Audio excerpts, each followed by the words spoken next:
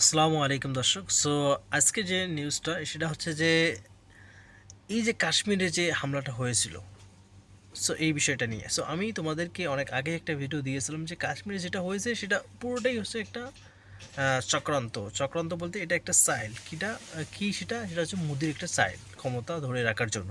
So এরা গোয়েন্দা সংস্থা যে আছে এদের মাধ্যমে এরা এটা করিয়েছে। সো আজকে আমি এটা আরও ডিটেলসে আমি তোমাদের সাথে তুলে ধরতেছি। আমার দেশ থেকে এটা নিউজটা করা হয়েছে।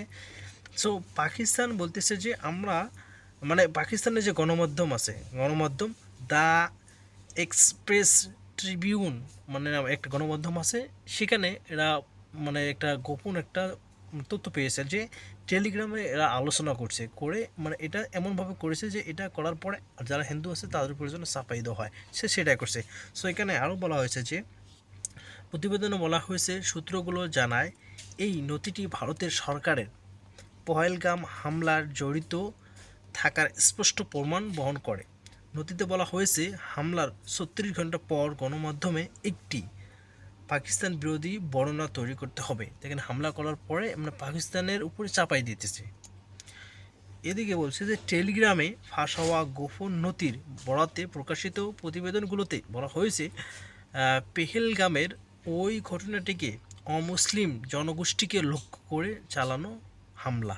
দেখেছেন যে বলে প্রচার চালানোর সুস্পষ্ট নির্দেশনা দেওয়া হয়েছিল।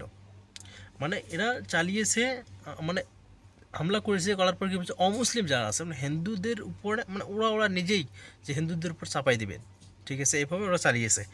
এখানে আরও বলা হয়েছে যে এতে আরও দাবি করা হয় পাকিস্তানি গোয়েন্দা সংস্থা আইএসআইকে জড়িয়ে প্রোপাগান্ডা ছড়াতে ভুয়া অ্যাকাউন্ট ব্যবহারের পরিকল্পনার কথা উল্লেখ রয়েছে ওই নথিতে। চলমান উত্তেজনার পরিস্থিতিতে ভারতকে হুঁশিয়ারি বার্তা দিয়েছেন পাকিস্তানি সেনাপ্রধান জেনারেল আসিম মুনির। তিনি জানান ভারতের যে কোনো সামরিক দুঃশাসনের জবাব শক্তভাবে দেওয়া হবে। অন্যদিকে কাশ্মীরে হামলার ঘটনায় জড়িতদের প্রতি কড়া বার্তা দিয়েছে ভারতের স্বরাষ্ট্রমন্ত্রী অমিত শাহ। তিনি বলেছেন হামলার সঙ্গে যুক্ত সবাইকে খুঁজে বের করা হবে এবং কাউকে ছাড় দেওয়া হবে না। টানটান এ পরিস্থিতিতে ভারতকে সংযত আচরণ করতে মার্কিন প্রেসিডেন্ট ডোনাল্ড ট্রাম্পের হস্তক্ষেপ চেয়েছেন যুক্তরাষ্ট্রে নিযুক্ত পাকিস্তানের রাষ্ট্রদূত।